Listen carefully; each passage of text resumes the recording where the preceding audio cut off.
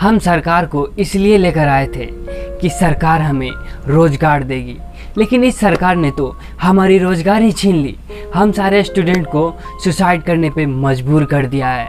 हम यह सोचकर इन सरकार को लाए थे कि पिछले वाले सरकार से कुछ बेटर करेगी, कुछ अच्छा करेगी, लेकिन नहीं, यह तो महंगाई आसमान छू रही है। पेट्रोल, डीजल और यहाँ तक कि गैस, ये सारी चीज़ों की कीमत हमारे सर से ऊपर जा रही है। एक तो यह सरकार हमारी रोज़गार छीन ली और दूसरी तरफ महंगाई इतनी बढ़ा दी है कि हम उसे खरीद नहीं सकते, हम उससे कुछ कर नहीं सकते। और ये कहते हैं हम करप्शन करते नहीं, और जनता कहती है ये सरकार बहुत अच्छी है। 2019 में करप्शन 80 नंबर पे था और 2020 में 86वें नंबर पे हो गए। अगर ये करप्शन नहीं है तो क्या बिना करप्शन के ही ये वैकेंसी ख़त्म हो गई? और जो भी वैकेंसी आती है, जो भी सीट होते हैं, उस पर भी करप्शन। बिना करप्शन के तो कुछ होते ही नहीं। एग्ज़ाम समय पे होंगे नहीं, अगर एग्ज़ाम हो भी जाते हैं तो उसका रिजल्ट का डेट का अता पता होता ही नहीं, और रिजल्ट का 6-6 महीना लेट करना और फिर दूसरे फॉर्म का निकालना, उसमें बच्चे को फॉर्म फिलअप करवाना, तब तक बहुत लेट हो जाता है। और सारे बच्चे ये भूल जाते हैं कि हमने कोई एग्ज़ाम भी दिए हैं और हमारा कोई रिजल्ट भी आता आएगा। ये उनके हौसले तोड़ देते हैं और उनके हौसले टूट जाते हैं, और फिर बच्चे परेशान होकर ये पढ़ाई छोड़ देते हैं। ये करप्शन नहीं तो और क्या है?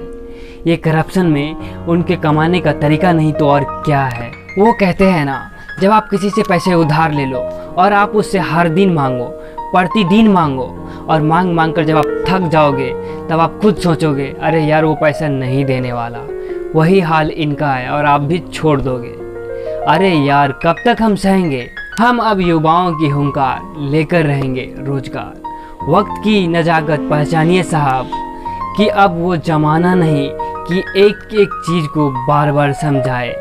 अब ना वो पेशेंस है और ना ही समझने वाले लोग। मेहनत के धागों को कैसे किस्मत से बांधा जाता है ये हम बहुत अच्छी तरह से जानते हैं, लेकिन हमारी किस्मत पर अगर राजनीतिक होती है तो यह हमारे मेहनत पर एक बड़ा सवाल खड़ा उठता है। और अगर दुनिया से लड़ने का हौसला रखते हैं तो इसे दुनिया से जीतने का दम भी रखते हैं।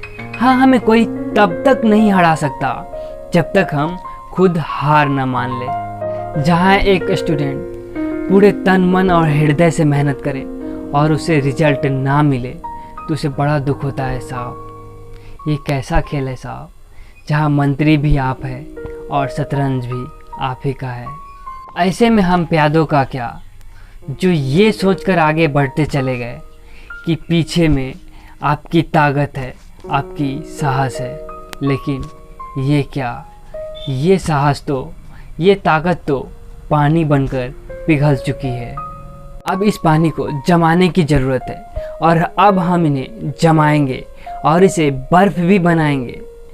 साहब आपको ये पता नहीं है कि एक झरने का चोट कितना बड़ा और कितना खतरनाक होता है। वह जब झड़ता है तो एक पत्थर को चकनाचूर कर देता है। और ये तो आयोग है। आपको शायद उन लहरों का अंदाज़ा नहीं होगा जो एक बार पीछे जाती है और दोबारा जब आगे आती है तो पूरे शहर को डुबो देती है। अब हमें माचिस की तिल्लियों को एक साथ जलाने ही होंगे। क्रांति ही करनी है तो करेंगे, झुंझेंगे, भिड़ेंगे और उखाड़ फेंकेंगे ऐसे सिस्टम को जो हमारे सपनों से खेल रही है, हमारे सपनों को कुचल रही है। अरे आपने अभी इस मासूम से चेहरे के पीछे का नज़ारा देखा ही कहाँ है? अगर हम सब अपने जिद पे आ गए ना तो फिर बैक का ऑप्शन ही नहीं होगा। एग्जिस्ट की तो दूर की बात है। दोस्तों, अगर हम उन सपनों को बचा ना पाए जो हम देखते हैं तो हमें उन्हें देखने का कोई हक नहीं। इसलिए इस वीडियो को अधिक से अधिक शेयर करें और इस क्रांति का सहयोगी बने।